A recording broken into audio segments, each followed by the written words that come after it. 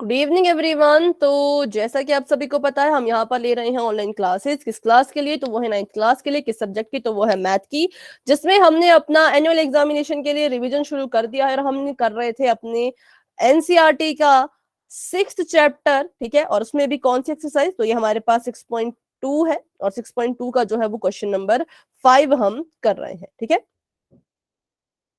तो चलिए करते हैं इसको शुरू। आप सभी अपने साथ अपनी बुक जरूर रखें ताकि आपको क्वेश्चन पढ़ने में, क्वेश्चन को समझने में कोई भी दिक्कत ना हो। और अगर आप इसके सॉल्यूशन को नोट करना चाहते हैं तो साथ साथ आप इसको नोट भी कर सकते हैं। ठीक है, लेकिन समझना अच्छे से है। तो पहले शेप को बना लेते हैं। क्या शेप हमें दी गई है, क्या फिगर हमें दी गई है? तो एक ऐसी रेखा है यहां से, दूसरी रेखा है यहां से, ये दो रेखाएं हैं और इनके बीच में बन रहा है एक कुछ त्रिभुज सा। त्रिभुज बना लिया और कुछ कोण यहाँ बन रहे हैं। यहाँ पर जो कोण बन रहा है वो है 50 डिग्री का। यहाँ पे जो कोण बन रहा है वो है y। यहाँ पे जो कोण बन रहा है वो है 127 डिग्री का।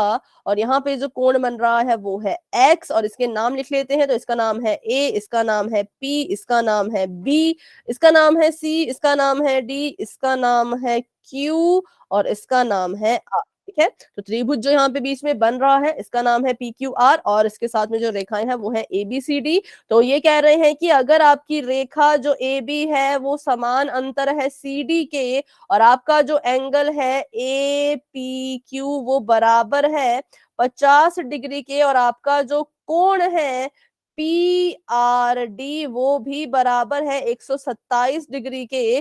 तो x और y का मान आपने ज्ञात करना है। आपने बताना है कि x और y कितने डिग्री के हैं। तो बताइए, अगर ये सवाल आपको एग्जाम में आता तो आप इसको किस तरह से हल करना शुरू करते? फटाफट। मैम 127 में से -50 माइनस कर देंगे। पर ऐसा क्यों करना है? मैम 127 में से 50 माइनस कर देंगे तो y का मान आ जाएगा। हाँ, लेकिन कैसे? मतलब कैसे हम इस बात का पता लगाएं कि इसमें से इसको माइनस करके ही y की वैल्यू आएगी? एकांतर कोण। अच्छा, तो कौन सा कोण 127 के अंतः एकांतर है, y या फिर 50? मैम पूरा एंगल APR। ठीक है, पूरा मतलब देखो तो बिल्कुल सही आपने कहा कि ये जो हमें यहाँ पे दिख रहा है कि पूरा का पूरा कोण जो है वो यहां से लेकर के यहां तक का जो कोण है ये पूरा का पूरा ही आपके 127 के एकांतर अंत होगा। क्यों होगा? तो चलिए इसको सीखते हैं जरा डिटेल में। हमें पता है कि जब हमारे पास कोई दो समांतर रेखाएं होती हैं और उनको जो है वो एक तिर्यक रेखा काटती हुई जाती है तो कुछ कोण बनते हैं। वो कोण कैसे बनते? तो देखो यहाँ पर एकांतर अंतर कोण जब बनते थे तो वो कुछ इस तरह के बनते थे। क्या होता था कि कोण बनेगा जो तिर्यक रेखा को भी छुएगा और समांतर रेखा जो है, अगर इसका नाम है ए बी, इसका नाम है सी डी, तो जो आपका कोण बना यहाँ पर उसने तिर्यक रेखा को भी छुआ और आपकी जो है वो समांतर रेखा को भी छुआ। ठीक है, वही बात करें यहाँ पे इस कोण की तो ये कोण भी ऐसा ही करेगा, तिर्यक रेखा को भी छुएगा और समांतर रेखा को भी छुएगा। तभी हम इनको क्या कहेंगे? तभी हम इनको अंतः एकांतर कोण कहेंगे। क्या सभी को ये चीज समझ आ गई कि कोण कैसा होना चाहिए?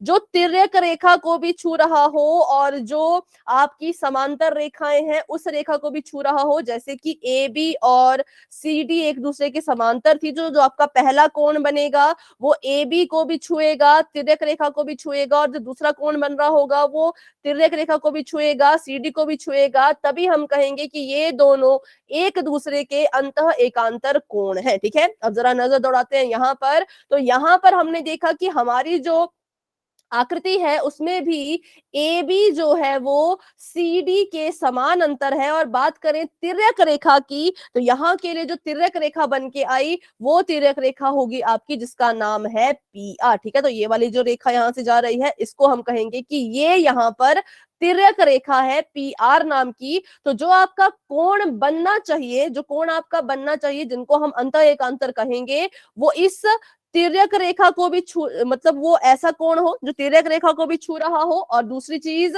समांतर रेखा को भी छू रहा हो। तो यहाँ पर तो ऐसा ही हुआ, 127 डिग्री के कोण ने क्या किया, तिर्यक रेखा को भी टच किया और समांतर रेखा को भी टच किया। लेकिन अगर यहाँ पर देखें, अगर कुछ बच्चों को कंफ्यूजन ये हो रहा होगा कि सिर्फ y को हमने इसके एकांतर अंतः क्यों नहीं लिया, क्योंकि y जो कोण है उसने तिर्यक रेखा को तो छुआ, ये तो हम मान रहे हैं, लेकिन उसके बाद उसने समांतर रेखा को नहीं छुआ, बल्कि वो तो किसी PQ रेखा को छू रहा है जो कि समांतर है भी नहीं, समांतर तो ए भी है ना। तो क्या होना चाहिए, आपका जो कोण बन रहा है वो तिर्यक को भी छुए और आपकी समांतर रेखा को भी छुए, तो यहां से यहां तक का जो पूरा कोण होगा उसको हम इसके अंतः एकांतर मानेंगे, ना कि सिर्फ y को, ना ही सिर्फ 50 को, बल्कि उस कोण को जो पूरा यहां से यहां तक बन रहा हो। अब ये जो कोण पूरा यहां से यहां तक बन रहा है, हम देख पा रहे हैं कि ये दो कोणों की मदद से बन रहा है ना, एक 50 डिग्री के कोण की मदद से, दूसरा इस y की मदद से।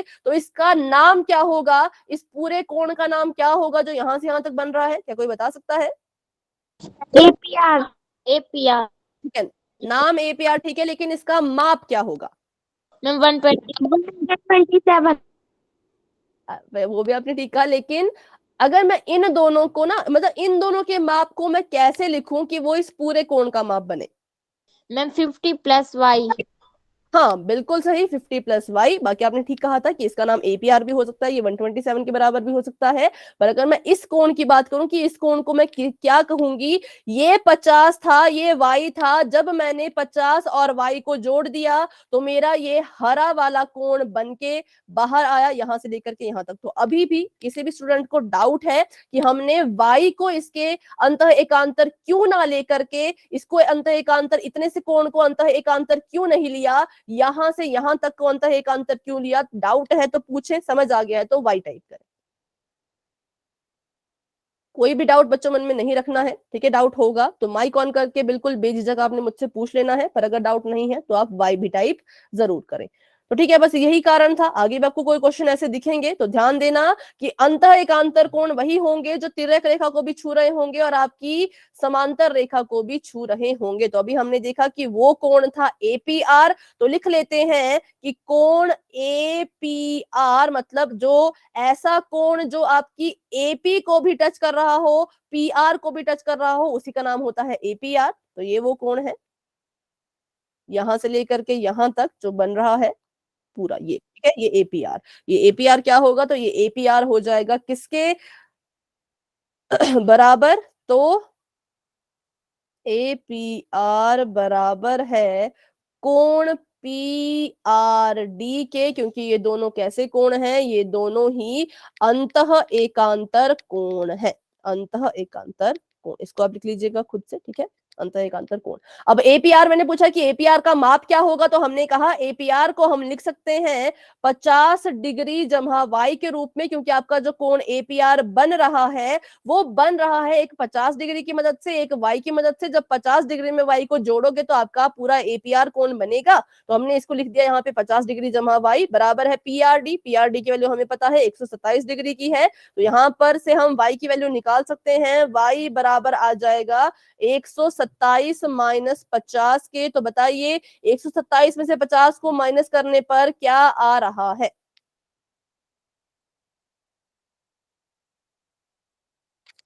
23 20, पर मेरा तो 77 आया। यस मैम 77 में है।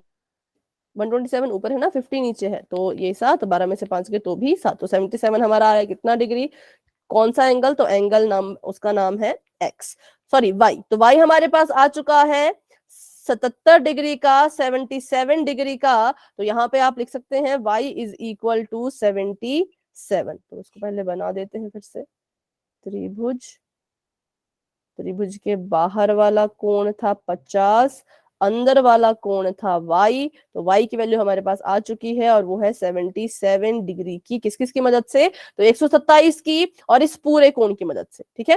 तो अगर y हमारे पास 77 डिग्रीज का है, तो बताइए x की वैल्यू कैसे हम निकाल सकते हैं? बताओ एकांत है कौन? किसके?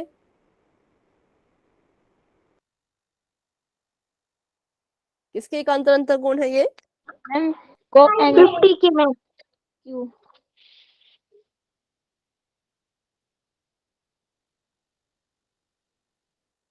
50 के एकांतर अंतः लग तो रहा है,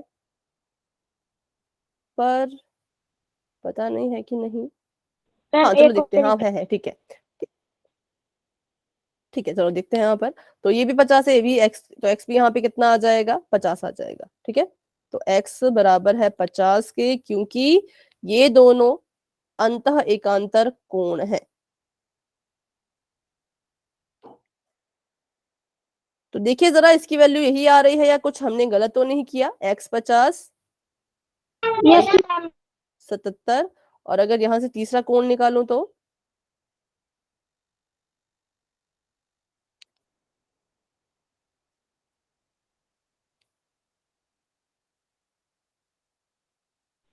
क्या मैम? हाँ, मतलब इसको चेक कर रही हूँ। 10 18 ठीक है, हाँ बिल्कुल ठीक है। चलो तीसरा कोण मैं निकाल रही थी, जो तीसरा कोण है ना आपका ये वाला, इसको मैं निकाल रही थी, तो ये आ जाएगा 53। पूछा तो नहीं है पर ऐसे मैं निकाल रही थी। तो कभी कभी क्या होता है, कभी कभी आपके पास एक त्रिभुज बन रहा होता है, तो त्रिभुज में अगर क्या हो, त्रिभुज में अगर आपके जो है वो दो कोण आपको दिए गए हो, तीसरा निकालने को कहा गया हो, तो आप क्या करेंगे, वहां पे लगता है त्रिभुज के कोणों का जो योग होता है वो वाली थ्योरम वहां लग जाती है, कि जो त्रिभुज के तीनों कोण हैं उनको जोड़ करके जो है वो 180 डिग्री आता है। पर यहाँ पर वो हमने नहीं लगाया अभी। तो यहाँ पर देखिए x आ जाएगा 50 के बराबर, क्योंकि ये भी क्या है, तो ये भी अंतः एकांतर कोण है।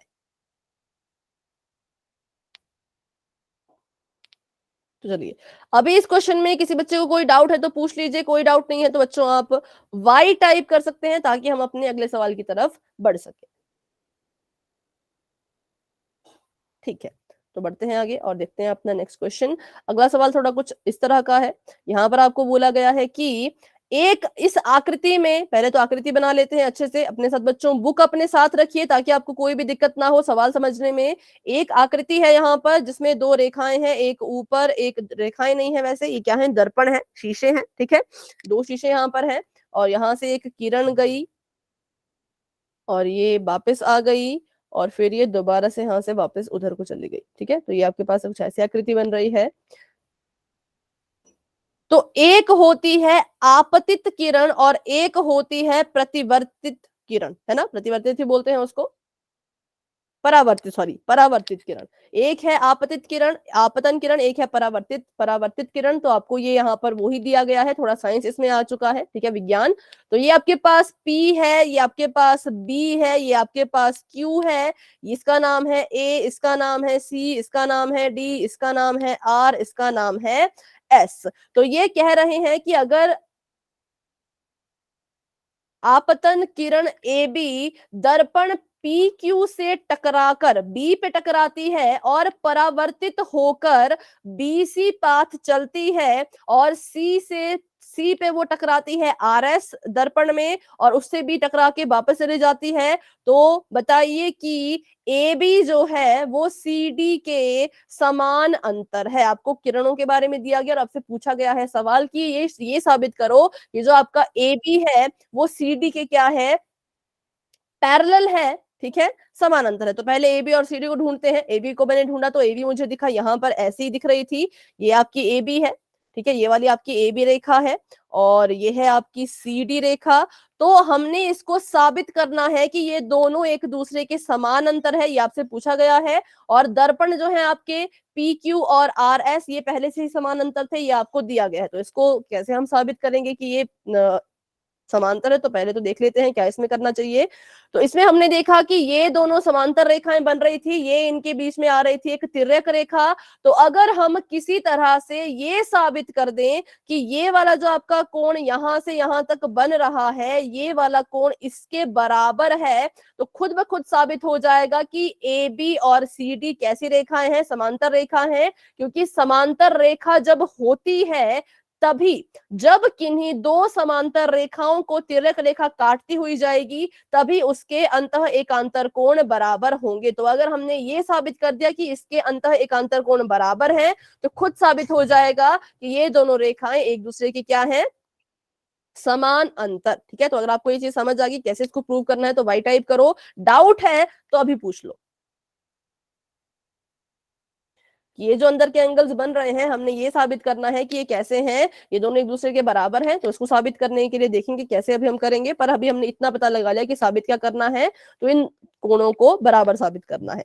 तो अभी यहाँ पे लगेगा साइंस का एक फॉर्मूला। साइंस का फॉर्मूला कहता है कि जब आपकी किरण, आपतित किरण जब जाती है तो जितने डिग्री के एंगल से हम उस किरण को भेजेंगे उतने ही डिग्री के एंगल से वो किरण क्या करती है, वापस आती है। मान लीजिए मैंने यहाँ पे टॉर्च से एक किरण भेजी, किरण मैंने जो है वो 30 डिग्री पे भेजी, 30 डिग्री का कोण बनाते हुए भेजी, तो जो मेरी किरण जब वापस रिफ्लेक्ट होगी, परावर्तित होगी, तो 30 डिग्री के कोण पे ही वो परावर्तित होगी। ठीक है, सेम यहाँ पे भी होगा क्योंकि यहाँ पर भी क्या हो रहा है, यहाँ पे भी किरण इसके ऊपर गिर रही है, आपतित हो रही है इस शीशे पर और यहाँ से परावर्तित हो रही है। तो इसमें भी क्या होगा, सेम कंसेप्ट लगेगा कि जितने डिग्री पर ये आपतित हुई उतने ही डिग्री कोण बनाते हुए ये परावर्तित हो जाएगी। ठीक है, तो 4 कोण यहाँ पे बनेंगे। ये है कोण 1, ये है कोण 2, ये है कोण 3 और ये है कोण नंबर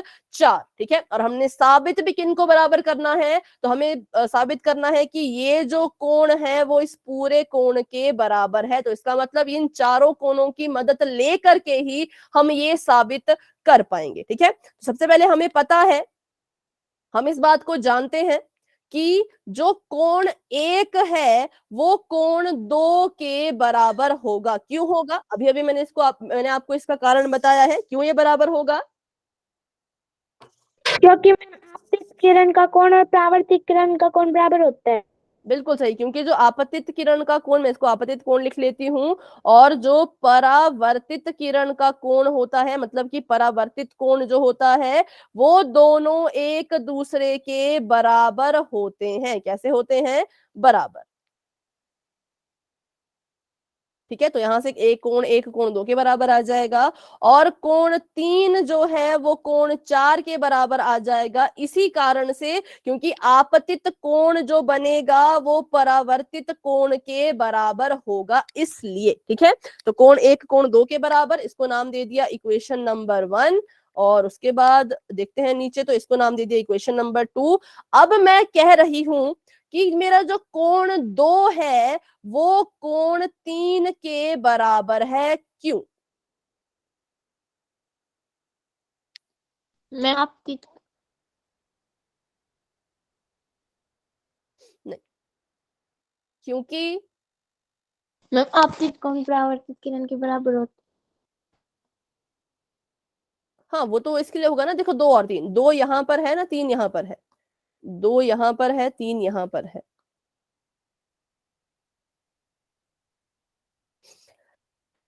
क्योंकि अगर ये दो रेखाएं एक दूसरे के समांतर हैं और ये इनके बीच में जा रही है तिर्यक रेखा, एकांतर कोण है।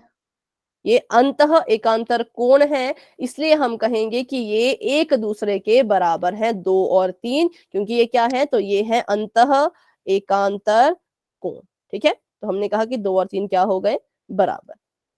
तो इसी को ध्यान में रखते हुए अगर कोण 1 कोण 2 के बराबर है, ठीक है, कोण 1 अगर कोण 2 के बराबर है और कोण 2 अगर कोण 3 के बराबर है और कोण 3 अगर कोण 4 के बराबर है, तो क्या कोण 1 और कोण 4 एक दूसरे के बराबर होंगे? है। Yes ma'am.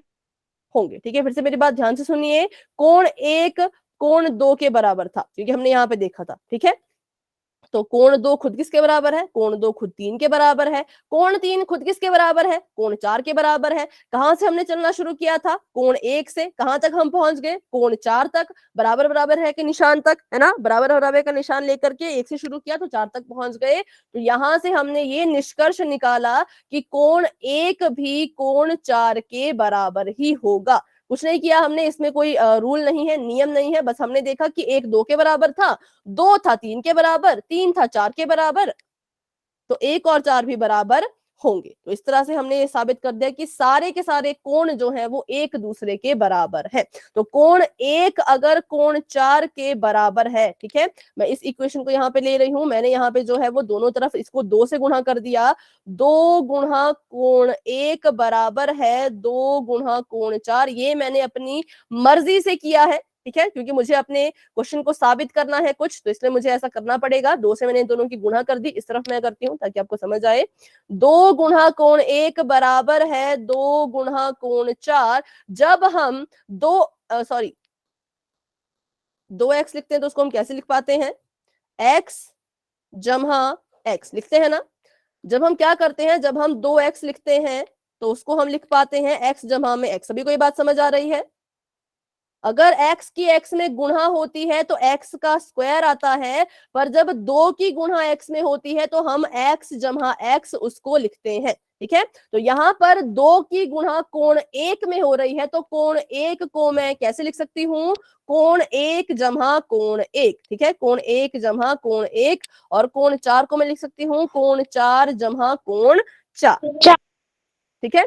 अब यहां से मैंने देखा कि कोण 1 को मैं ऐसे का ऐसा ही रहने दूंगी, कोण 1 की जगह पे मैं कोण 2 लिख सकती हूँ, क्योंकि ये दोनों एक दूसरे के बराबर हैं इसलिए। वैसे ही कोण 4 जो है वो 3 के बराबर है, तो इसको मैं लिख सकती हूँ कोण 3, और कोण 4 को मैं ऐसे का ऐसा ही रख सकती हूँ। तो यहां से साबित हो गया कि कोण 1 जमा कोण 2 बराबर है कोण 3 जमा कोण 4 के, ठीक है। ध्यान से देखिए इस फिगर को अब, कि कोण 1 जमा कोण 2 मतलब यहां से लेकर के यहां तक का जो कोण है वो बराबर है कोण 3 जमा कोण 4 के। और यही तो हमने साबित करना था कि इन दोनों को अगर हम बराबर साबित कर पाए तो ये साबित खुद हो जाएगा कि जो हमारी रेखाएं हैं ए बी वो सी डी के समान अंतर है। ए बी जो है वो सी डी के समांतर है, क्योंकि इनके बीच का जो यहाँ पे कोण बन रहे थे अंतः एकांतर कोण, वो एक दूसरे के बराबर आ चुके हैं। कोण बराबर कब होते हैं, जब रेखाएं आपकी समांतर होती है, ठीक है। तो ये था इस पूरे क्वेश्चन का सोल्यूशन। अभी इस क्वेश्चन में किसी को कोई डाउट है तो फिर से आप मुझसे पूछ सकते हैं बच्चों। आपतित और परावर्तित कोण को लेकर के हमने, हाँ आप कुछ कह रहे हैं? मैम एक बार ये वाला क्वेश्चन फिर से समझाना। चलो फिर से इसको हम समझते हैं, ठीक है। हमें इन्होंने कहा था कि यहाँ पर आपतित किरण और परावर्तित किरणें जा रही हैं ए बी, और ए बी के बाद बी सी, और बी सी के बाद सी डी, और 2 शीशे रखे हैं, ठीक है। तो ये साइंस का यहाँ पे कंसेप्ट आता है कि जब कोई किरण किसी शीशे पर या किसी भी चीज पर आपतित होती है, भेजी जाती है, तो वो शीशे से क्या होगी, परावर्तित होगी, रिफ्लेक्ट होगी। तो जितने डिग्री के कोण पे हमने रेखा को भेजा था, सॉरी किरण को भेजा था, उतने ही डिग्री का कोण बनाते हुए वो किरण वापस आ जाएगी। तो यहाँ पे हम मान लीजिए हमने इस वाले कोण को भेजा 30 डिग्री के एंगल पे, तो ये वापस भी 30 डिग्री पे ही आएगा। फिर ये बीसी नाम की रेखा गिरी आर एस शीशे पे, तो बीसी जिस कोण से आर एस पे गिरी, मान लो 50 डिग्री के कोण से गिरी, तो वापस भी ये 50 डिग्री का कोण बनाते हुए ही जाएगी। ये हमारी प्रॉपर्टी होती है एंगल्स की, जो आपतित एंगल और परावर्तित कोण होते हैं। तो यहां से हमने ये साबित कर दिया कि कोण 1 कोण 2 के बराबर है, क्योंकि ये आपतित कोण है, ये परावर्तित कोण है, ये एक दूसरे के बराबर होते हैं। फिर हमने साबित किया कि कोण 3 भी कोण 4 के बराबर है, क्योंकि ये भी आपतित कोण है, ये परावर्तित कोण है, तो ये भी बराबर होंगे। फिर हमने देखा कि हमारी जो यहाँ पे रेखाएं हैं, ये वाली और ये भी तो मुझे समांतर ही नजर आ रही थी, तो इसलिए हमने जो यहाँ पे लाइन गई, इसके पास जो तिर्यक रेखा गई, उससे देखा तो कोण 2 और कोण 3 भी एक दूसरे के क्या थे, अंतः एकांतर कोण थे, इसलिए ये भी एक दूसरे के जो है वो बराबर हो गए, ठीक है। ये कैसे कोण है, तो अंतः एकांतर कोण है, कोण 2 और कोण 3, इसलिए ये भी एक दूसरे के बराबर हो गए। तो इन तीनों को देख के इसको,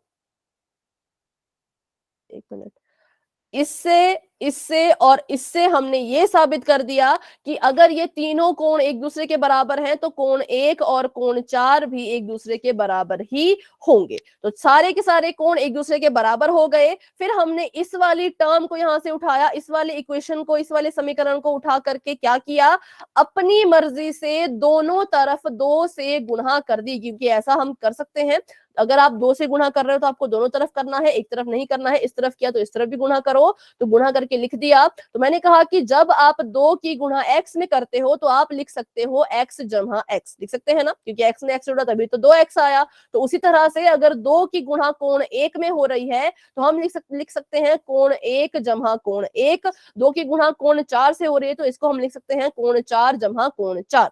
जब हमने इसको ऐसे लिखा तो हमने जो है देखा कि कोण 1 कोण 2 के बराबर है, इसको मैं कोण 1 ही रखूंगी, यहाँ पे इसकी जगह बदल दूंगी, ठीक है। इसको मैं कोण 4 ही रखूंगी, 4 और 3 भी बराबर है, इसको मैं कोण 3 बना दूंगी, इसको मैं कोण 4 ही रखूंगी। ऐसा हमने क्यों किया? क्योंकि ये चीज हमें साबित करनी है। जब कोई चीज साबित करनी होती है तो हम खुद से कुछ चीजें करते हैं। तो यहां से हमने ये प्रूव कर दिया कि कोण 1 और 2 बराबर है 3 और 4, कोण 1 जमा 2 बराबर है कोण 3 और 4 के। तो हमने क्या साबित किया? हमने एक्चुअल में साबित ये किया कि यहां से यहां तक जो कोण बन रहा है वो यहां से यहां तक बनने वाले कोण के बराबर है, ठीक है। और यहाँ पे जो आपकी जा रही है ये एक रेखा, 2 रेखाएं ऐसे को जा रही हैं, एक रेखा ऐसे को आ रही है, तो इसका मतलब अंतः एकांतर कोण जो है वो एक दूसरे के बिल्कुल बराबर निकले। तो ऐसा कब होता है? जब आपकी रेखाएं समान अंतर हो। तो इसका मतलब ए बी जो है वो सी डी के समांतर रेखा रही होगी, तभी तो ये कोण आपस में बराबर आए, ठीक है। तो रुकिए मैं स्क्रीन को फिर से शेयर करती हूँ यहां से।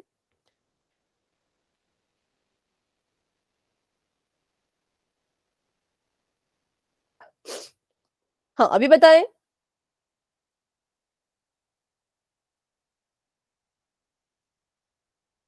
हाँ, तो बस इसमें यही था, ज्यादा कुछ नहीं था। बस कोनों को हमने किसी तरह से बराबर प्रूव करना था, तो ये आपको आ जाएगा। तो अगर आपको अभी ये समझ नहीं आ रहा तो आप इसकी रिकॉर्डिंग भी देख सकते हैं, ठीक है। अभी के लिए करते हैं नेक्स्ट क्वेश्चन, क्योंकि इसमें फंसे रहेंगे तो बाकी क्वेश्चन नहीं हो पाएंगे, ठीक है। तो इसकी रिकॉर्डिंग देख लेना या फिर क्लास के एंड में रुक जाना। जिसको भी इसमें डाउट है वो क्लास के एंड में रुक के मुझसे जरूर पूछ लेना, क्योंकि इसके बाद फिर से रिपीट करेंगे तो आप फिर बोर हो जाओगे, है ना। तो बढ़ते हैं आगे 6.3 की तरफ। तो यहाँ पे आपको जो है वही है कि आपके जो भी कोण है उनके आपको अगर नॉलेज है तो आप काफी अच्छे से अपने सवाल हल कर पाओगे, जो कि हमने बेसिक में सीखा ही था। सभी कोणों के बेसिक हम सीख चुके हैं, इसलिए करते हैं इसको शुरू। तो यहाँ पर एक रेखा है और उसके ऊपर एक दूसरी रेखा है, और यहाँ से बन रहा था एक त्रिभुज सा भी। आपको इसके बारे में बताया गया है कि यहाँ पे कोण बन रहा है 110 डिग्री का, यहाँ पे कोण बन रहा है 135 डिग्री का। तो बताओ कि पी आर क्यू कोण कितने डिग्री का होगा? तो पहले लिख लेते हैं इनके फटाफट से नाम। इसका नाम है एस, इसका नाम है पी, इसका नाम है आर, इसका नाम है क्यू, इसका नाम है टी। आपसे पूछा गया है कि जो पी आर क्यू कोण है, मतलब कि ये वाला जो कोण है ये कितने डिग्री का होगा? तो आप ही मुझे बताएं कि आप कैसे कैसे इसको सॉल्व करने के लिए क्या क्या आप करेंगे। Ma'am P Q R, ma'am P Q T है ना, वो मैम पी क्यू आर के साथ रैखिक युग्म बना रहा है। तो मैम हम 180 में से ठीक है 180 में से 110 माइनस कर देंगे। ठीक है। तो इन्होंने कहा कि जो दो एंगल यहाँ बन रहे हैं ये बना रहे हैं एक दूसरे के साथ रैखिक युग्म, जो कि बिल्कुल ठीक है, क्योंकि हमने पढ़ रखा है रैखिक युग्म के बारे में। पिछले क्लासेस में हम वही पढ़ते जा रहे थे कि जहां पे भी दो आसन्न कोण बनते हैं एक ही रेखा के ऊपर, वहां पे जो है वो रैखिक युग्म बनता है। तो कौन कौन से कोण? कोण पी क्यू टी, मतलब ये बाहर वाला, जहां कोण पी क्यू आर, मतलब ये अंदर वाला। इन दोनों को जब जोड़ेंगे तो 180 डिग्री आएगा, क्योंकि यहाँ पे रैखिक युग्म जो है वो बन रहा है, ठीक है। रैखिक युग्म में से हमें एक कोण की वैल्यू तो पता है, पी क्यू टी हमारा 110 डिग्री का है, और पी क्यू आर हमने जो है वो फाइंड करना है, जो कि बराबर है 180 के। तो चलिए निकालते हैं यहाँ से पी क्यू आर की वैल्यू। तो बताइए पी क्यू आर कितने डिग्री का आ रहा है? 170 डिग्री। 70 डिग्री, ठीक है। तो 70 डिग्री का कोण आ गया हमारे पास, कोण क्यू, जो कि यहाँ पर है 70 डिग्री का। उसके बाद देखिए तो अब क्या कर सकते हैं हम? मैम जो आरपीटी है ना, और मैम आर पी क्यू वो है वो भी रैखिक युग्म बना रहे हैं, तो मैम 180 में से 135 को माइनस कर यहाँ पे जो देंगे। दो कोण बन रहे हैं ये भी बना रहे हैं रैखिक युग्म, तो यहाँ पे भी हम क्या करेंगे, सेम वही चीज करेंगे कि जो हमारा कोण है जिसका नाम है एस पी आर, उसको अगर हम जोड़ दें पी नहीं आर पी क्यू से, तो आ जाएगा 180 डिग्री, क्योंकि यहाँ पे बन रहा है रैखिक युग्म, और जहां पे भी रैखिक युग्म बनता है वहां पे जो आपका जोड़ होता है वो 180 होता है। यहाँ पर हमें एक की वैल्यू पता है, एक मिनट, एक कोण की वैल्यू पता है एसपीआर की, वो है 135 डिग्री। इसमें जमा कर दो कोण आर पी क्यू को, बराबर है 180 डिग्री, और कोण पी आर पी क्यू बराबर कितने के आ जाएगा, 180 माइनस 135, बताइए कितना आया, 45। 45 डिग्री। ठीक है, तो ये वाला कोण आ गया है 45 डिग्री का। अब बताइए, हमें तो ये वाला कोण पूछा था, तो इसको कैसे निकालेंगे। मैम 45 मैम एक कर देंगे और 180 में से माइनस कर देंगे। ठीक है, क्योंकि यहाँ पे हमारा लग रहा है त्रिभुज के तीनों कोणों का जो योग होता है, वो वाली प्रॉपर्टी कि त्रिभुज के जो तीनों कोणों का योग होता है वो होता है 180 डिग्री। तो हम लिख सकते हैं 70 डिग्री जमा 45 डिग्री जमा कोण, कौन सा नाम है इसका, पी आर क्यू, ये कितने के बराबर आ जाएगा, तो ये भी आ जाएगा, तो लिखने में कोण 70, इसका नाम लिख लीजिएगा, नाम मैं नहीं लिख रही अभी, ठीक है। और कोण 45 डिग्री और जमा कोण पी आर क्यू बराबर है 180 के। तो इसमें इसको बताइए कितना आंसर आएगा, पी आर क्यू बराबर है 180 माइनस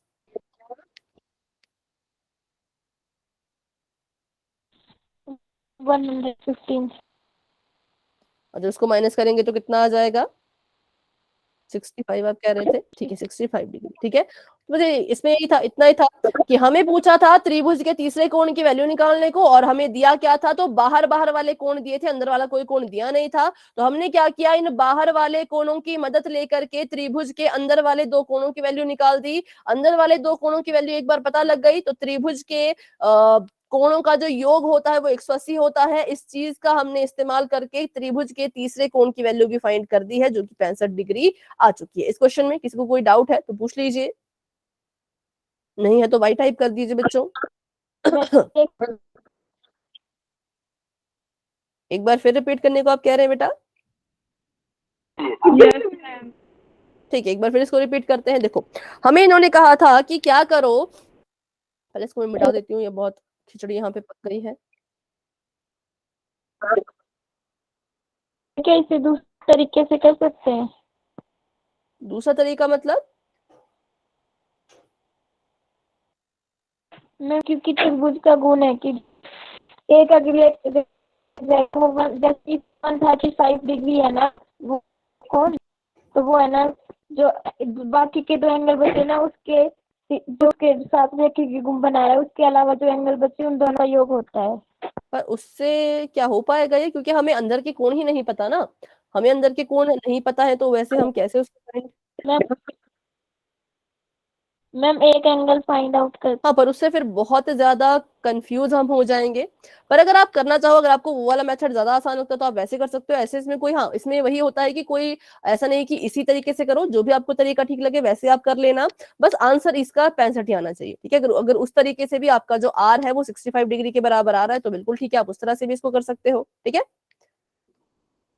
पर ये वाला इजी था, इजी मेथड है, तो इसलिए हम इसको इससे भी करेंगे कि हमें पूछा था कि इस वाले कोण की वैल्यू निकालो, तो इस वाले कोण की वैल्यू निकालने के लिए हमने देखा हमारे पास कुछ दिया ही नहीं है, ना तो हमें इसकी वैल्यू पता थी ना तो हमें इसकी वैल्यू पता थी। तो हमने क्या किया, हमने देखा कि जो बाहर वाले कोण है, एक बाहर वाला कोण और त्रिभुज का एक अंदर वाला कोण, दोनों मिलकर के बना रहे थे रैखिक युग्म। तो रैखिक युग्म क्या होता है, 180 डिग्री का वो बनता है। तो अगर रैखिक युग्म बन रहा है यहां से यहां तक, और बाहर वाला कोण अगर 110 डिग्री का है, तो अंदर वाले कोण को निकालने के लिए हम क्या करेंगे, 180 में से 110 की माइनस कर देंगे। तो ये आ गया था हमारा 70 डिग्रीज का।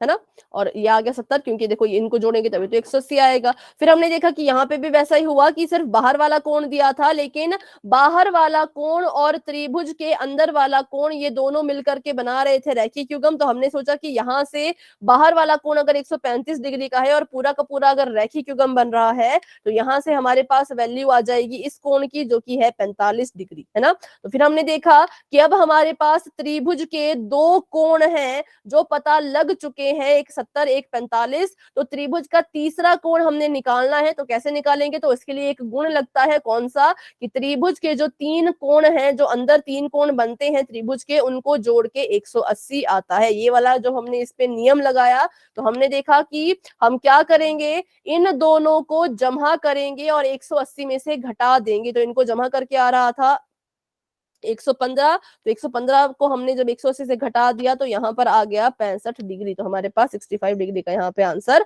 आ चुका है। ठीक है, किसकी मदद ली हमने, तो बाहर वाले कोणों की हमने मदद ली। ठीक है, वैसे इसको सॉल्व किया। तो आपका एक बार दूसरा तरीका भी देख लेते जो आप कह रहे थे कि अगर ये बाहर वाला 135 डिग्री का है, ठीक है, आप कह रहे हैं कि ये क्या होगा, एक मिनट, अभी चलना ही बंद हो गया।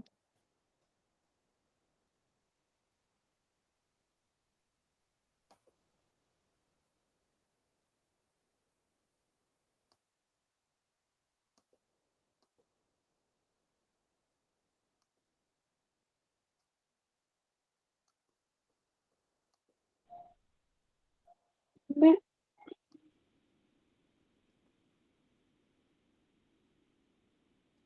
एक मिनट, ये वाला क्वेश्चन था, हाँ। तो अगर इसमें 135 डिग्री का कोण बाहर बन रहा था, तो हम कहेंगे कि ये अंदर वाले कोणों के बराबर होगा, है ना, जो आप कह रहे थे कि अंदर वाले जो दो कोण है उनके बराबर होगा। तो अगर अभी हमारे पास ना इसकी वैल्यू है ना इसकी वैल्यू है, तो हम क्या करेंगे, 135 आ जाएगा। अगर इसका नाम x है, इसका नाम y है, इसका नाम z है, तो 135 बराबर होगा किसके, इस रेखा पे बन रहा है तो z प्लस x x, और 110 बराबर होगा किसके, y प्लस z। तो इसकी मदद से आप कह रहे थे कि कैसे इसकी वैल्यू निकालेंगे, वैसा आप कह रहे थे। मैम पहले एक की वैल्यू निकाल ली, पर एक की वैल्यू नहीं निकल पाएगी, मतलब दोनों इक्वेशन से देखो, क्योंकि हमारे पास ना ही z की वैल्यू है ना ही x की वैल्यू है, तो यहां से इसकी वैल्यू नहीं निकल पाएगी। अगर हमें एक की वैल्यू दी होती तो शायद हम निकाल पाते। रैखिक युग्म का वैल्यू इस्तेमाल कर पहले लेते निकाल हैं। एक में रैखिक युग्म यूज कर लो, दूसरे में ये दूसरा वाला यूज कर लो, तो हो सकता है। ठीक है, लेकिन दोनों ही इस सूत्र से नहीं हो पाएंगे। हाँ, एक में रैखिक युग्म, दूसरे में ऐसा वाला, तो आपका हो जाएगा क्वेश्चन। ठीक है, चलो तो अभी बढ़ते हैं आगे अगले सवाल की तरफ। तो अगला क्वेश्चन अब सबके सामने ये है, कुछ अलग सा ही क्वेश्चन है, ध्यान से इसको देखिएगा। ठीक है, डाउट होगा तो पूछ लेना, क्योंकि हमें नहीं पता कि कौन सा क्वेश्चन आपके कौन से एग्जाम में आप आ जाए, तो इसलिए बिल्कुल ध्यान से देखिए, हर एक चीज को समझने की कोशिश करें। ठीक है, ये एक त्रिभुज यहाँ पे बन रहा है और इस त्रिभुज के अंदर बन रहा है एक और त्रिभुज। तो इनके नाम लिख लेते हैं पहले, तो फिर बात करेंगे कि क्या क्या पूछा गया है। पहले कोण मैं बना लेती हूँ। ये जो एक कोण बन रहा है, ये है आपके पास 54 डिग्री का। ये कोण है, ये है 62 डिग्री का, और यहाँ पे कोण नहीं दिया है। तो इसका नाम है x, इसका नाम है y, इसका नाम है z, और इस पॉइंट का जो बीच में बन रहा है, इस पॉइंट का नाम है पॉइंट O। ठीक है, तो ये कह रहे हैं कि अगर कोण x 62 डिग्री का है, कोण x y z 54 डिग्री का है, और जो x y z है, अच्छा जो y o है, ये देखो, ये जो y o है, ये y o क्या है, समद्विभाजक है। किसका, कोण एक्स वाई जेड का। और जो आपके पास जेड ओ है, वो भी समद्विभाजक है। किसका, तो आपके कोण का, जो कि यहाँ पे बनेगा, जिसका नाम होगा एक्स जेड वाई। ठीक है, तो समद्विभाजक क्या होते हैं, समद्विभाजक वो होते हैं जो आपके कोण को दो इक्वल पार्ट्स में या फिर दो इक्वल भागों में बांटते हैं, दो बराबर हिस्सों में बांटते हैं, तो वो होता है हमारे समद्विभाजक। तो इस कोण का समद्विभाजक दिया गया है आपको YO रेखा, और इस कोण का समद्विभाजक आपको दी गई है ZO रेखा। तो अगर ये समद्विभाजक है तो आप ज्ञात कीजिए कि कोण OZY कितने डिग्री का होगा और कोण YOZ कितने डिग्री का होगा। सभी बच्चे बिल्कुल ध्यान से इसको समझना, ठीक है। चलो तो शुरू करते हैं। सबसे पहली चीज, यहाँ पे जो कोण बन रहे हैं उनके नाम पहले पढ़ लेते हैं। अगर मैं कोण पढ़ूं जो आपकी एक्स वाई को भी टच कर रहा हो और एक्स जेड को भी टच कर रहा हो, मतलब कि यहां से यहां तक का जो कोण अगर मैं पढ़ूं तो इसको मैं कहूंगी ये है कोण एक्स वाई जेड। सभी को समझ आया? ये जो हरे रंग का कोण बन रहा है इसको मैं कहूंगी कोण एक्स वाई जेड, क्योंकि ये एक्स वाई और वाई जेड रेखा की मदद लेकर के बन रहा है। लेकिन अगर मैं बात करूं कि आप मुझे सिर्फ इस कोण का नाम बताएं जो टच कर रहा है ओ वाई को और वाई जेड को, तो इसका नाम क्या होगा? OYZ। ठीक है, ध्यान से सभी बच्चे देखिए, मैंने क्या आपको अभी समझाया कि अगर हम बात करें इस पूरे कोण की तो इस पूरे कोण का नाम है एक्स वाई जेड। लेकिन अगर हम बात करें सिर्फ इतने से हिस्से की, सिर्फ यहां से यहां तक बनने वाले कोण की, तो उसका नाम होगा ओ वाई जेड, क्योंकि वो किस किस की मदद से बन रहा है? वो बन रहा है आपकी रेखा ओ वाई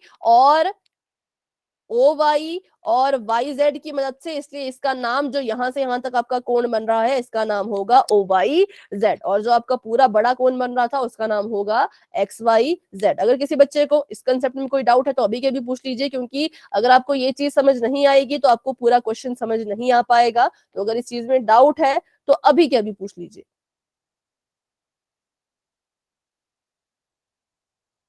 ठीक है, अगर इसमें डाउट नहीं है तो आप मुझे बताइएगा, यहां से यहां तक जो कोण बन रहा है उसका नाम क्या है? OZY। ठीक है, OZY। OZY। और अगर मैं आपसे पूछूं यहां से यहां तक जो कोण बन रहा है? XZY। X Y Z, XZY। X Z Y, क्योंकि जेड पे बनाया ना तो एक्स जेड। चलो ठीक है, अब करते हैं इसका सोल्यूशन शुरू। अगर कोण एक्स वाई जेड जो है वो 54 डिग्री का है, 54 डिग्री का है, तो अगर मैं आपसे पूछूं कि कोण ओ वाई जेड कितने डिग्री का होगा तो आप मुझे अपना आंसर बताइए। ये 54 डिग्री का है यहां से यहां तक, तो ये वाला कोण कितने डिग्री का होगा? मैम 54 को 2 से डिवाइड कर देंगे। हाँ, लेकिन क्यों करेंगे? मैम क्योंकि मैं विभाजक है। कौन क्योंकि जो रेखा बीच से जा रही है YO नाम की, वो इस कोण की समद्विभाजक है। तो वो इस कोण को दो बराबर हिस्सों में काटती हुई जा रही है। दो बराबर हिस्से मतलब 54 का आधा करो तो 54 का आधा करके जो वैल्यू आएगी इस कोण की वैल्यू भी वही होगी और इस कोण की वैल्यू भी वही होगी। तो 54 का आधा करते हैं तो 2 से काटते हैं, 2 दूनी 4, 2 सत्ते 14। तो हमारे पास कोण 27। OYZ आ गया 27 डिग्री का, 27 डिग्री का। जो ये छोटा सा यहाँ पे कोण बन रहा है हरे रंग का, इसको मैं कलर कर देती हूँ, इसको हम कहेंगे ये 27 डिग्री का है। ठीक है, लेकिन हमसे पूछा कौन सा कोण गया है? हमसे पूछा गया है कि इसके बारे में क्या कहना है और इसके बारे में क्या कहना है। तो चलो अभी हमने छोटा वाला एक कोण तो निकाल दिया, लेकिन छोटा वाला दूसरा कोण भी निकालना है। तो अगर मैं इसकी वैल्यू पूछूं तो इसकी वैल्यू निकालने के लिए पहले हमें इस बड़े कोण की वैल्यू पता होनी चाहिए, है ना। तो इस बड़े कोण की वैल्यू कहां से आएगी? मैम 54 और 62 को ऐड करके 80 से माइनस कर देंगे। क्योंकि इस त्रिभुज में जो बड़े बड़े कोण बन रहे हैं, जो एक्स वाई जेड को लेकर के बन रहे हैं, पहला कोण एक्स, दूसरा कोण वाई, तीसरा कोण जेड, ये बड़े वाले त्रिभुज के कोण हैं। तो जब हम इनको जोड़ेंगे 54 को और 62 को और कोण जेड को, तो 180 आएगा, क्योंकि हमें पता है कि त्रिभुज के तीनों कोणों का जो योग होता है वो 180 डिग्री होता है। तो यहाँ से कोण जेड की वैल्यू आप निकाल पाएंगे। 180 में से जब आप माइनस कर देंगे 4 5 6 6 4 10, 106 को 106 को माइनस करना है क्या? देखिए जरा, 4, नहीं कुछ गलत हुआ, 4 5 6 118। 11, 6 5 11, 16, 116, 106 नहीं 116, क्योंकि 6 5 11 होता है ना, तो 116 माइनस करना है। तो 180 में से जब हम 116 को माइनस करेंगे तो 10 में से 6 गए 4, 7 में से 1 गए 6, 64, 64 डिग्री हमारे पास इसका आंसर आया। जब हमने एंगल जेड की वैल्यू निकाली तो 64 डिग्री कैसे निकाली, तो जो बड़े बड़े एंगल बन रहे थे, एंगल एक्स, पूरा का पूरा एंगल वाई, पूरा का पूरा एंगल जेड, इन तीनों को जोड़ के आया 180, और इसमें से जेड की वैल्यू निकाली तो 64। तो इस बड़े वाले कोण का जो मान है वो 64 डिग्री है। अगर पूरा कोण 64 का है तो बताइए इतना सा हिस्सा किसके बराबर होगा? मैम 64 को 2 से डिवाइड कर देंगे। ठीक, एंगल ओ जेड वाई निकालने के लिए हम क्या करेंगे, 1/2 मल्टीप्लाई बाय 64, तो ये कितना आ जाएगा? 32। ठीक है, 32 डिग्री। तो हमारे पास जो छोटा वाला एंगल है वो आ चुका है हमारे पास 32 डिग्री का। तो अब हमने जो है वो वैल्यू फाइंड करनी है ओ सॉरी वाई ओ जेड, मतलब कि एंगल ओ की। तो हमारे पास देखो जो एंगल ओ है, पहले तो मुझे ये बताओ, ये छोटे वाले त्रिभुज का हिस्सा या बड़े वाले का? मैम छोटे छोटे वाले का। छोटे वाले के जो कोण है वो कौन कौन है? मैम ओ वाई जेड और मैम ओ जेड वाई।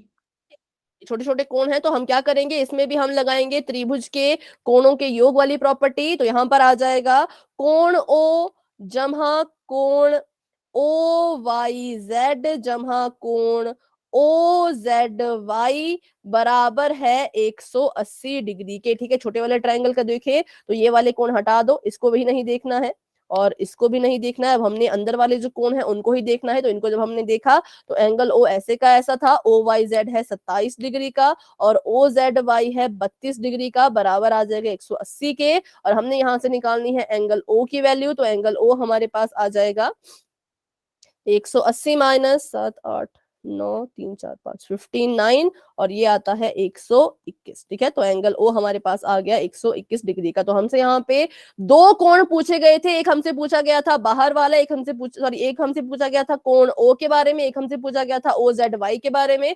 तो दोनों हमने निकाल दिए हैं, ओ जेड वाई 32 डिग्री और वाई ओ जेड 121 डिग्री। ठीक है, तो इसमें किसी को कोई डाउट है तो आप पूछ लीजिए, किसी भी स्टेप पे कोई अगर आपका डाउट रह गया होगा तो सिंपल था। इसमें हमें क्या करना था, बड़े वाले त्रिभुज को लेकर के बड़े वाले कोणों की वैल्यू पता करनी थी। पहले तो ये 54 था, ये 62 था, हमने पता करना था कि जो त्रिभुज का बड़े वाले त्रिभुज का तीसरा कोण है 64 डिग्री। ठीक है, तो आप कह रहे हैं रिपीट, तो चलो इसको रिपीट कर लेते हैं। देखो हमसे यहाँ पे पूछा गया था कि आपने जो है वो बताना है कोण ओ कितने डिग्री का है और ये वाला जो कोण यहाँ पे बन रहा है ये कितने डिग्री का है, ये आपने बताना था, आपसे पूछा गया था। तो यहाँ पे हमने देखा कि कुछ त्रिभुज बन रहे हैं, दो त्रिभुज बन रहे थे, एक बड़ा वाला और एक छोटा वाला। ठीक है, ऐसे हमने इसको डिफरेंशिएट किया कि एक त्रिभुज बड़ा वाला बन रहा है, एक त्रिभुज बन रहा है छोटा वाला। तो सबसे पहले हमने बड़े बड़े कोणों की जो है वो वैल्यू का पता लगाया। अगर हम इस छोटे वाले त्रिभुज को भूल जाएं, अगर मैं इस लाइन को यहां से मिटा दूं, इसको मैं हटा दूं, तो यहाँ पे जो है वो एक त्रिभुज बन रहा है जिसका नाम है एक्स वाई जेड, जिसमें आपको कोण एक्स की वैल्यू भी दी है, कोण वाई की वैल्यू भी दी है, लेकिन कोण जेड की आपको वैल्यू नहीं दी गई थी। तो हमने क्या किया, सबसे पहले हमने इस जेड की वैल्यू को निकाला। मान लीजिए सबसे पहले हमने इस जेड की वैल्यू को निकाला और वो कितनी आई, तो वो हमारे पास आ गई 64 डिग्री। कैसे आई, हमने इसको और इसको जोड़ा और 180 में से घटा दिया तो हमारे पास इसकी वैल्यू आ गई 64 डिग्री। ठीक है, फिर ये वाला समझ आ गया, एक्स वाई जेड में से जेड की वैल्यू कैसे निकाली, एक्स और वाई को जोड़ा, 180 में से घटा दिया, क्योंकि हमें पता है त्रिभुज के तीनों कोणों का योग 180 होता है। अगर दो कोणों की वैल्यू दी गई है तो तीसरे की वैल्यू हम निकाल सकते हैं इन दोनों को जोड़ करके 180 में से घटा करके। ठीक है, तो यहां से हमने पूरे के पूरे जेड की वैल्यू निकाल दी। अब बात करते हैं, पीछे चलते हैं, क्योंकि हमसे जो सवाल पूछा गया वो पीछे रह चुका है।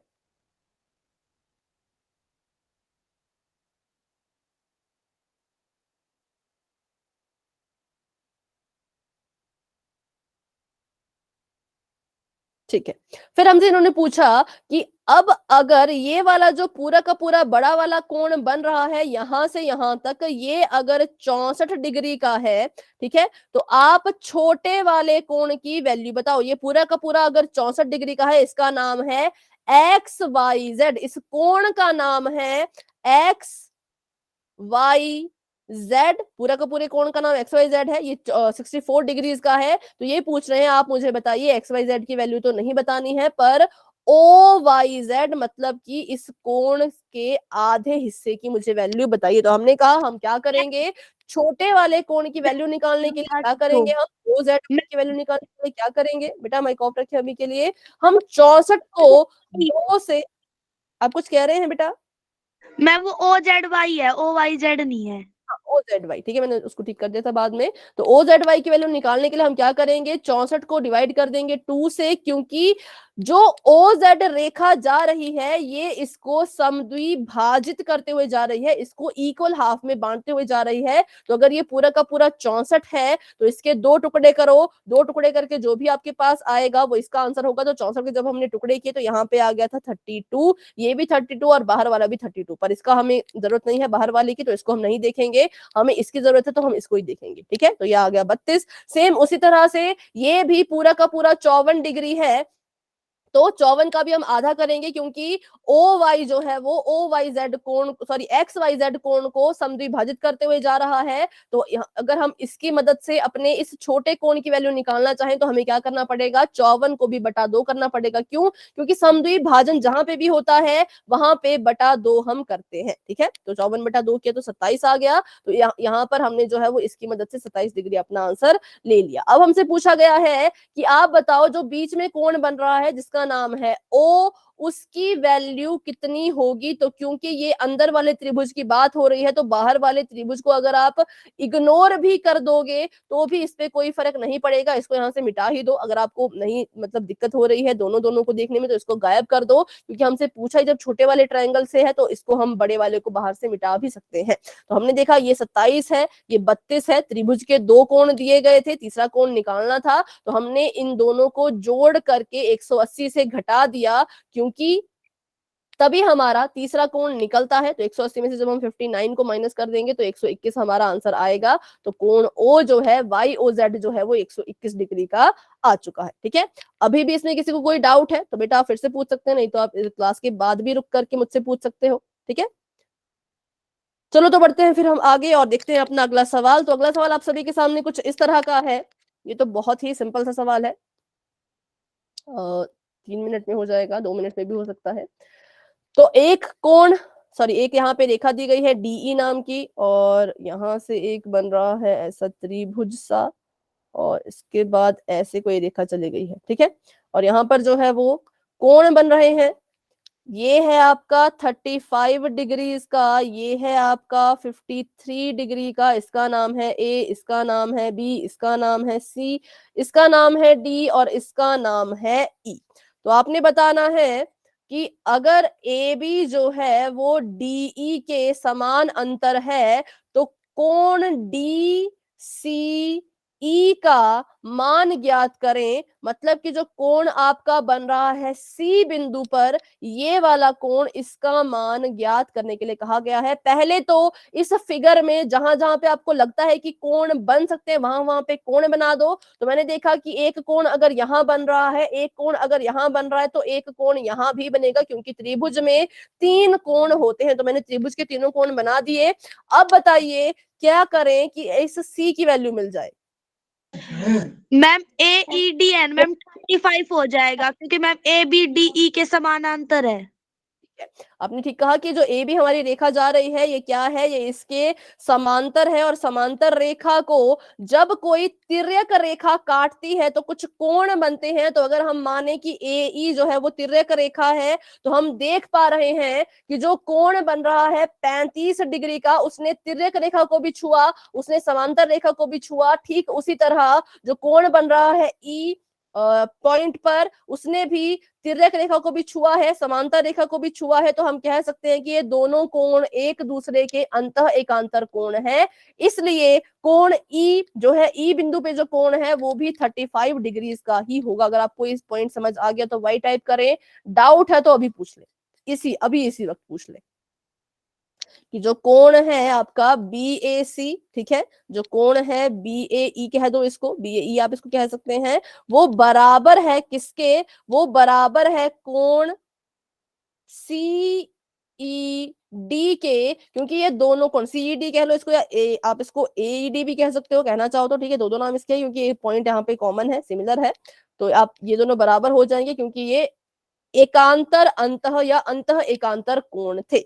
अब फिर से वही बात आ गई, त्रिभुज बन रहा है, त्रिभुज के दो कोण आपको दिए गए हैं, तीसरे की वैल्यू निकालनी है तो कैसे निकालेंगे, इन दोनों को जोड़ करके 180 में से घटा करके अपना आंसर हम निकाल सकते हैं, क्योंकि त्रिभुज के तीनों कोणों का योग होता है 180। एक उनको जमा, दो कोण अगर आपको दिए गए हैं तो उनको जमा करके 180 से घटा दो, आपके पास तीसरे कोण की वैल्यू खुद ब खुद आ जाएगी। यहाँ पर आ गया 2, यहाँ पर आ गया 9, 92 है क्या, देखिए जरा, मेरा तो 92 आ रहा है, आप अपना बताएं आंसर।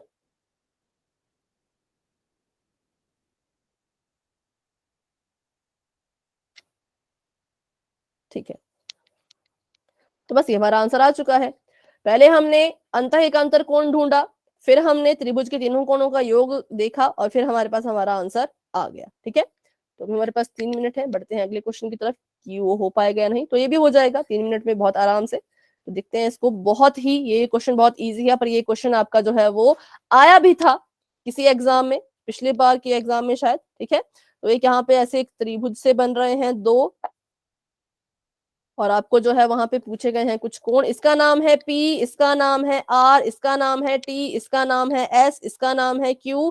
ये कोण है 95 डिग्री का, ये कोण है 40 डिग्री का, और ये कोण है 75 डिग्री का।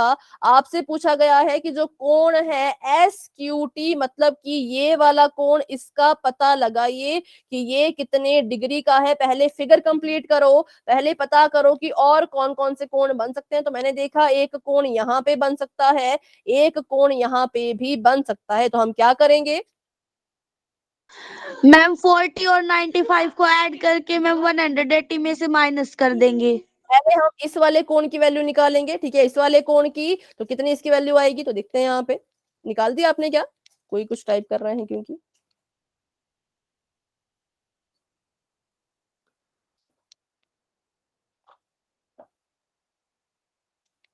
ठीक है 45 डिग्री, तो ये 45 डिग्री आ गया। अब इसकी मदद से हम क्या कर सकते हैं, मैम जो इसके मैम एस टी क्यू की मैम वैल्यू भी 45 हो जाएगी, क्योंकि मैम वो इसके शीर्षाभिमुख है। तो ये दोनों कोण जो है वो एक दूसरे के शीर्षाभिमुख कोण है, इसलिए अगर ये 45 है तो ये भी 45 डिग्री का ही होगा। अब दोनों शीर्षाभिमुख हैं, और हमसे पूछा गया है SQT के बारे में, तो SQT जो है वो नीचे वाले त्रिभुज में है। नीचे वाले त्रिभुज के हमें दो कोण पता है, एक 45, एक 75, तीसरा निकालना है, तो क्या करेंगे इसमें भी 180 में से 180 से माइनस ऐड करके माइनस कर देंगे।